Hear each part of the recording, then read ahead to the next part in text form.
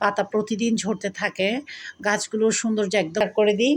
আমরা তো ওরসে গিয়েছি মা ছেলে ৪ জন ঘুরদেবের পরের অংশ। আমার জামাই যখন চলে এসেছে কিন্তু বাড়িতেই দেখা যায় বেশি, বাসায় থাকা অবস্থায় এগুলো আমরা দেখতাম না, বলে বোঝানো যায় না, এগুলো দেখতে হয়। আসসালামু আলাইকুম, সবাই কেমন আছেন? আশা করছি আল্লাহর রহমতে সবাই সুস্থ আছেন, ভালো আছেন। আলহামদুলিল্লাহ আমরাও ভালো আছি। আরও একটি নতুন ভিডিও দেখার জন্য আপনাদের সবাইকে আমন্ত্রণ জানাচ্ছি। আশা করছি আমার আজকের ভিডিওটি আপনাদের খুব ভালো লাগবে। শীতের সকাল, চারদিকে কুয়াশা। আমি কিন্তু প্রায় ইদানিংকার ব্লগে শেয়ার করছি আমাদের গ্রামে এখনও প্রচুর শীত পড়ছে, মানে ঝাঁকি শীতটা এখনও পড়ছে, চারিদিকে কুয়াশা। আর ওইদিকে আসরের পর হতে হতে আবারও কুয়াশা। তো এদিকে ছাদ পুরোটা এমন নোংরা হয়ে আছে, আসলে দেখা যায় কি একদিন পর পর আমি ছাদ ঝাড়ু দিই। তারপরও কদম ফুল গাছ, জলপাই গাছ, এইসব গাছের পাতা প্রতিদিন ঝরতে থাকে, গাছগুলোর সৌন্দর্য একদম চলে গিয়েছে। বেলুম্বু গাছের তো কিছুই নেই, মনে হচ্ছে যেন মরা গাছ, এই অবস্থা। তো আস্তে আস্তে গাছের চেহারাটা পাল্টাবে, এখন শীতে তো গাছের এমনই অবস্থা হয়। তো এদিকে কিছু ফুল ফুটেছে, দেখতে সুন্দর লাগছিল। ফুল সবসময় সুন্দর, ফুল দেখলেই যেন মন ভালো হয়ে যায়। আসলে সবুজটাই মন ভালো করে দেয়। তো ফুলগুলো দেখছিলাম আমি ঘুরে ঘুরে, আর একটু করে ভিডিও করে নিচ্ছি। একটু একটু কুয়াশা মেঘে আছে, দেখতে ভালোই লাগছিল। তো হাঁটাহাঁটি করছিলাম। তবে এই শীতে না একদম মিশ্র প্রতিক্রিয়া, কারণ কিছু কিছু গাছের সৌন্দর্য এতটা বাড়ে, যেমন শাকসবজি গাছগুলো দেখলে, বেগুন, শিম, বিভিন্ন রকমের শাকসবজি গাছগুলো দেখলে একদম ভরে ভরে আছে সবুজে। কিন্তু কিছু কিছু গাছ একদম মরা লাশের মতো হয়ে আছে, দেখলে অদ্ভুত লাগছে। তো এদিকে কিছু সবজি বাজার ছিল, এগুলো গুছিয়ে নিচ্ছি, কারণ আমি ছাদ থেকে এসে তড়িঘড়ি করে সকালের নাস্তাটা রেডি করে ফেলেছি। তো নাস্তাটার সাথে খেতে হবে সালাদ। তো টমেটো ছিল না, ক্ষীরাটা ছিল কিন্তু টমেটো ছিল না। টমেটোর জন্য বাজার থলেটা খুললাম, তো ভাবলাম একেবারে বাজারটাই গুছিয়ে ফেলি। 2টা ফুলকপি আনিয়েছি। ফুলকপির পরোটা আমার বাচ্চারা ভীষণ পছন্দ করে, তো সেজন্য ফুলকপির পরোটা বানাবো আগামীকাল। তো ভাবলাম ফুলকপি আনিয়ে রাখি। তো বাজারটা এখন গুছিয়ে নেব। এদিকে পাউরুটিও আনিয়েছি, কারণ আয়াত ছোলা ভাজা খেতে চায় না। আমাদের ঘরের অন্য সবাই ছোলা ভাজা পছন্দ করে, কিন্তু আয়াত একটু কম পছন্দ করে খায়, কিন্তু কম পছন্দ করে হিসেবে ওর জন্য পাউরুটিটা আনিয়েছি। ওকে ডিম দিয়ে টোস্ট করে দিব, আর একটু দুধ বানিয়ে দিব, এটাই ও সকালে নাস্তা খাবে।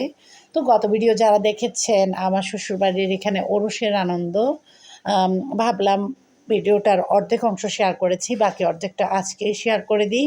আমরা তো ওরসে গিয়েছি মা ছেলে 4 জন, ঘোরাঘুরি করেছি, আপনাদের সাথে যতটুকু পেরেছি সিম্পলের মধ্যে শেয়ার করেছি। তো এটা হচ্ছে এরপরে, মানে মাগরিবের পরের অংশ। আমার জামাই যখন চলে এসেছে, আসার পর তো আয়াত ওর বাবার গলা জড়িয়ে ধরলো, বাবা আমি তোমার সাথে আবার যাব। আমি তো বললাম অসম্ভব, এখন অনেক কুয়াশা পড়ছে, তুমি অনেক ঘুরেছো, কিন্তু কে ছাড়ে কাকে, নাছোড়বান্দা। আসলে মেলাতে তো একটু বাচ্চাদের আবদারটা চলে, প্রথমে একটু চোখ লাল করলেও পরে বললাম না থাক, আজকের দিনটা আসলে ওদের জন্য। আমরা তো পাইনি বাবাকে গলা জড়িয়ে ধরে বলতে যে বাবা আমি যাব, কারণ খুব ছোটোবেলায় বাবাকে হারিয়েছি। তো থাক, আমার বাচ্চা ওর আবদারটা করুক। আজান আয়াত যেতে চাচ্ছিল না, আর আজান আয়াত যায়ও নি। তো আয়াত গিয়েছিল, সরি আজান আলিফ যায়নি, আয়াত গিয়েছিল ওর বাবার সাথে। তো ওরা অনেকক্ষণ ছিল, ঘোরাঘুরি করেছে, আমি একদম ভালো করে শীতের কাপড় পরিয়ে দিয়েছি। তো আসলে মেলার সৌন্দর্য দিনের বেলা একরকম, কিন্তু রাতের বেলা দিনের চাইতেও শতগুণ সৌন্দর্য বেড়ে যায়। ওরসের আনন্দটা শুরু হয় কিন্তু রাতে। আর মেলায় তো এখানে রাতের বেলা হাঁটার কোনো পথই ছিল না, এত মানুষের ভিড়। তবে রাতের এই সৌন্দর্যটা আমার না কখনো দেখা হয়নি। এই সৌন্দর্যটাকে দেখার জন্য সৌভাগ্য করে দিয়েছে আমাকে আমার আয়াত সোনার বন্ধু আজওয়াদের আম্মু, ভাবিটা আমার। সেই ভাবি ওদের ফ্ল্যাটের উপর থেকে আমার জন্য ব্যালকনি থেকে এই ভিডিওটা করেছে, গত ভিডিওতে শেয়ার করেছে, উনি আমাকে অনেকগুলো ভিডিও শেয়ার করেছে।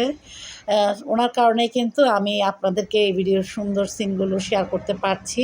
এই ভিডিওর মাধ্যমে ভাবিকে অসংখ্য ধন্যবাদ। তো এই তো আমি দেখছিলাম, এত সুন্দর লাগছিল, কারণ উপর থেকে না যে কোনো সিন অনেক সুন্দর লাগে, পুরোটাই ধারণ করা যায়। তো এখানে ওরসের জল্লোষ, তারপরে মেলায় মানুষের আগমন, সব কিছু লাইটিং এত সুন্দর লাগছিল, একদম ঝকমক করছিল চারপাশটা। আর এখানে বাচ্চারা তো মহিষ নিয়ে আনন্দ করছিল, এদের এগুলোতেই যেন অনেক আনন্দ। আর অন্যদিকে তো কবজি ডুবিয়ে খাওয়ার ধুম চলছে, এই আনন্দের যেন কোনো সীমা নেই। তো কি বলবো, আসলে আমরা তো বউঝিরা আছি, ঘরে বসে তো এগুলো দেখতে পারি না, ভিডিওর মাধ্যমে একটু দেখছি, তাই শেয়ার করলাম যেন আমার মতো যারা দেখতে পাচ্ছেন না তারাও যেন ভিডিওর মাধ্যমে একটু দেখতে পারেন। এই তো আকবর্ষা যে এতিমখানা আছে সেখানে, তারপর মাদ্রাসা, তারপর মসজিদ, সবখানে খাবারের আয়োজন চলছে। সবাইকে সেখানে খাওয়ানো হচ্ছে। কারণ এত মানুষ বেড়ে দিয়ে কুল করা যাচ্ছে না। আর এই ঠান্ডার ভিতর গরম গরম ধোয়া ওঠা বিরিয়ানি, এর তো মজাই আলাদা। আর সবচাইতে বেশি না, সবাই একসাথে খাওয়ার মজাটাই আলাদা। আর এই ঠান্ডা ভিতরেও কিন্তু কারো আনন্দের কমতি নেই। সোয়েটার গায়ে সবাই চলে এসেছে, পাশাপাশি হাত বাটিয়ে সবাই কাজ করে নিচ্ছে। দেখতে এত ভালো লাগছিল। আসলে এই আনন্দের সাথে না কোনো আনন্দের তুলনা হয় না। এই আনন্দটা কিন্তু বাড়িতেই দেখা যায় বেশি। বাসায় থাকা অবস্থায় এগুলো আমরা দেখতাম না। মেলার সময় আসতাম, তবে এসে ঘুরে চলে যেতাম, রাত পর্যন্ত থাকতাম না। বাড়িতে আসাতে অনেক কিছু জানতে পারছি বা বুঝতে পারছি। আর ওরস বা মেলাটা হয় যখন দেখা যায় কি বার্ষিক পরীক্ষা শেষ, বছরের শেষের দিকে, বাৎসরিক পরীক্ষা শেষে বাচ্চাদের পড়ালেখা একটু হালকা থাকে। তো এই সময়টাতে দেখা যায় কি ওরসের আনন্দ মেলা এগুলো হলে বাচ্চারা এগুলোতে খুশি মনে অংশগ্রহণ করতে পারে। না হলে পড়ালেখার চাপ থাকলে কিন্তু এগুলো কোনোভাবেই সম্ভব ছিল না। আর যেহেতু শীত, গরমের প্যারাটাও নেই, সবাই ইচ্ছে মতো আনন্দ করতে পারছে। কী যে আনন্দ! ওদের সারা রাতের ঘুম যেন উড়ে গিয়েছে। আর ওরসের পরের দিন সকালে পুরো বাড়িটা আমি দেখলাম একটা মরা বাড়ির মতো হয়ে আছে। মানে নিস্তব্ধ, কোনো মানুষজন নেই। সকাল ১১টা বাজেও রাস্তাঘাট ঠান্ডা, কোনো মানুষজন নেই। সবাই মনে হয় যেন একদম নাক ডাকিয়ে ঘুমিয়ে পড়েছে। এই অবস্থা। আসলে এই আনন্দগুলো না কি বলবো, বলে বোঝানো যায় না, এগুলো দেখতে হয়। এগুলো বাড়ির বাচ্চারা এতটা আনন্দ নিয়েছে কি বলবো, সারারাত ঢোলের আওয়াজ, মানুষের শোরগোল হট্টগোল, কি ঘুমাবো। আর সারারাত তো মাহফিলের আওয়াজও এসেছে কানে। আমার ঘরটা যেহেতু সব কিছুরই খুব কাছে, তো এই ভিডিওর সিনগুলো আমিও দেখছিলাম প্রথমবার, কারণ এগুলো আমি আগে দেখার কখনো সৌভাগ্য হয়নি। এখনই দেখছি, কারণ বৌঝিরা কিন্তু রাতের বেলা যায় না, এগুলো পুরুষ মানুষরা যায়। তো আমার জামাই দিনের বেলা তো শহরে ছিল, ও রাতে আসার পর বাড়ির বন্ধুবান্ধবরা সবাই ওরসে ছিল, ও সবার সাথে দেখা করতে গিয়েছে। তো সেই ক্ষেত্রেও আয়াতকে নিয়ে গিয়েছে। ওরস থেকে আসার সময় ওর এক বন্ধুর সাথে দেখা, সেই ভাইয়াটা বাচ্চাদের জন্য আবার কিছু খাবার দিয়ে দিল, যেগুলো আমি এই ভিডিওতে আপনাদের সাথে শেয়ার করেছি। গত ভিডিওতে যেগুলো শেয়ার করেছি সেগুলো আমি কিনে এনেছিলাম। পরবর্তীতে ও যেগুলো বাচ্চাদের জন্য বাচ্চাদের আঙ্কেল উপহার দিয়েছে সেগুলো আবার শেয়ার করলাম। তো এই তো সবাই আনন্দ করছে, মহিষ নিয়ে গাড়িতে জুলুস, সবখানে সবাই ঘুরে বেড়াচ্ছিল আর কি বাজি ফুটাচ্ছে, আনন্দ করছিল। তো যারা আমার ভিডিওটা এখনও দেখছেন, স্কিপ না করে ছোট একটা লাইক দিতে ভুলে গিয়েছেন, আপনাদের উদ্দেশ্যে বলছি ছোট একটা লাইক দিয়ে ভিডিওটা কন্টিনিউ করবেন। আপনাদের ছোট্ট একটা লাইক আমার এই ভিডিওটাকে আপনাদের মতো অসংখ্য আপু ভাইয়াদের কাছে পৌঁছে দিবে। আর যারা শুরু থেকে ছোট একটা লাইক দিয়ে আমার সাথে আছেন, সবাইকে অনেক অনেক ধন্যবাদ। এই তো চারিদিকে একদম লালে লাল হয়ে গিয়েছে, আর আগুনের ফুলকি রাতের বেলা এগুলো দেখতে এত সুন্দর লাগছিল, ধোঁয়াগুলো উঠছিল, অনেক সুন্দর লাগছিল। আর আমি তো দেখছিলাম ভিডিওটা আর ভাবছিলাম এগুলো কিন্তু আমরাও ছোটোবেলায় দেখিনি, যেহেতু আমরা বাড়ি ঘরে থাকিনি, আমরাও বাসায় ছিলাম, শহরে ছিলাম। তো এগুলো আসলে দেখা হয়নি আর কি। তো বাড়িতে এসে অনেক কিছু নতুন দেখছি। আর এটা শীতকালে হওয়াতে ভালো হয়েছে, কারণ গরমের দিনে হলে হয়তো বা আম এতটা মানুষের ভিড়ের ভিতরে অবস্থা খারাপ হয়ে যেত। ঠান্ডার কারণে কষ্টটা অতটুকু কষ্ট হিসেবে বোঝা যাচ্ছিল না। শীত বলছি ঠিকই, শীত কিন্তু এখন শেষের দিকে। গত ১ সপ্তাহ ধরে সকালে ঘুম ভাঙছে কিন্তু কোকিল পাখির আওয়াজে। আমি যখন শহরে ছিলাম কোকিল পাখির আওয়াজ কী জিনিস টোটালি পেতাম না। আর গ্রামে এসে মনে হয় যেন কোকিল পাখিটা একদম ঠিক কানের পাশ থেকেই ডাকছে। এতটা সুরেলা আওয়াজ, সকালে তো ঘন্টা ২ ঘন্টা একদম টানা কোকিল পাখি ডাকতেই থাকে এই মানে সুরেলা কণ্ঠে, এত সুন্দর লাগে। তো কোকিল পাখি জানান দিচ্ছে বসন্ত চলে এসেছে। যদিও বা একটু ঠান্ডা পড়ছে, তারপরেও কিন্তু বসন্ত চলে এসেছে। এখন গাছগাছালি সুন্দর আরও দ্বিগুণ তিনগুণ হবে। দেখতে আরেক রকম, একেক ঋতুতে একেক রকম, এটাই। তো যা হোক, আমি মেলার সৌন্দর্যটা আপনাদের জন্য শেয়ার করছি। যারা আজকে প্রথম আমার ভিডিও দেখছেন, আমার ভিডিওর কোনো অংশ যদি এতটুকু ভালো লেগে যায়, পরবর্তীতে নতুন ভিডিও দেখতে চান, তো তাহলে এখনই আমার চ্যানেলকে সাবস্ক্রাইব করে পাশে থাকা all button, bell button click করতে ভুলবেন না। এতে করে আমি পরবর্তীতে যে কোনো নতুন রেসিপি দিলে বা ব্লগ ভিডিও দিলে আপনাদের মোবাইলে নোটিফিকেশান পৌঁছে যাবে, অবসর সময়ে দেখে নিতে পারবেন। আর যারা শুরু থেকে এই কাজটা করে আমার চ্যানেলের সাথে আছেন, সবাইকে অসংখ্য অসংখ্য ধন্যবাদ। তো আজকে রাতে শেষ আনন্দটা দেখা যাচ্ছে কি সকাল হতে হতেই সব আনন্দ শেষ, দোকানপাট উঠিয়ে ফেলবে। হ্যাঁ, সকাল ১১টা পর্যন্ত দোকানগুলো থাকবে, তারপরেই সব উঠিয়ে ফেলবে। তো সকালবেলা আসলে ১০টার দিকে আমি একবার এসেছিলাম, রাতে আসতে পারিনি। সকালে এসেছিলাম।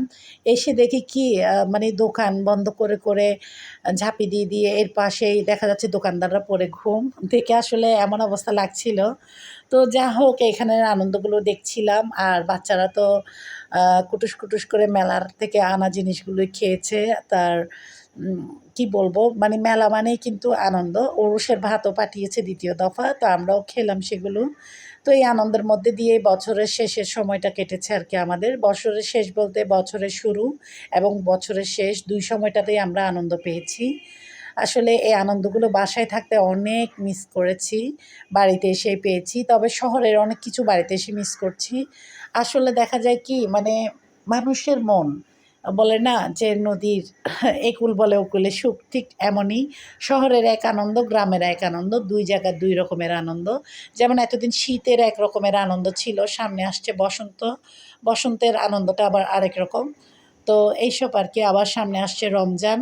তো এই রমজান নিয়ে কিন্তু এবার আমার একটু টেনশন আছে। কারণ দেখা যাচ্ছে শবে বরাতের যেদিন রাতে নামাজ, নামাজের পরের দিনই সরকারি বন্ধ থাকে, যেহেতু সবাই সারারাত জেগে ইবাদত করে। তো সকালে একটু ঘুমানোর জন্য দেখা যায় এর পরের দিন বন্ধ। কিন্তু এবার অদ্ভুত হলো, আমার বড় ছেলেদের ভর্তি পরীক্ষা চলবে শবে বরাতের পরের দিন, মানে যেদিন বন্ধ থাকে সেদিনই পরীক্ষা চলবে। সারারাত জেগে ইবাদত করার পর পরের দিন কীভাবে পরীক্ষা দিতে যাবে আমি তো বুঝতে পারছি না। আবার ওদের কিছু পরীক্ষা পড়েছে সম্ভবত ঢাকার পরীক্ষাটা পড়েছে আ ১ম রমজানের দিন। তো এগুলো তো একদম অসম্ভব। কারণ ১ম রমজানে সবারই একটু খারাপ লাগে, যেহেতু রাত জাগা হয়। তো ওরা কি পরীক্ষার প্রস্তুতি নিবে না এত দূর থেকে জার্নি করে পরীক্ষা দিতে যাবে কিছুই বুঝতে পারছি না। যারা ভর্তি পরীক্ষার জন্য পুরোদম প্রিপারেশন নিচ্ছে এবং একটু নার্ভাস অবস্থায় আছে, একটা টেনশনের মধ্যে দিয়ে আছে, সব শিক্ষার্থীদের জন্য আমার মন থেকে অনেক দোয়া। তোমরা অনেক ভালো রেজাল্ট করো। ধৈর্য সহকারে ঠান্ডা মাথায় আল্লাহ ভরসা করে পরীক্ষা দাও। প্রিপারেশন ভালো করে নাও। এত বছরের সাধনা, তোমাদের স্বপ্নের সাথে তোমাদের মা-বাবারও অনেক পরিশ্রম, কষ্ট। দোয়া করি সকল শিক্ষার্থী তাদের কষ্টের সফরের পথটা পাড়ি দিয়ে একটা ভালো লক্ষ্যে পৌঁছাক।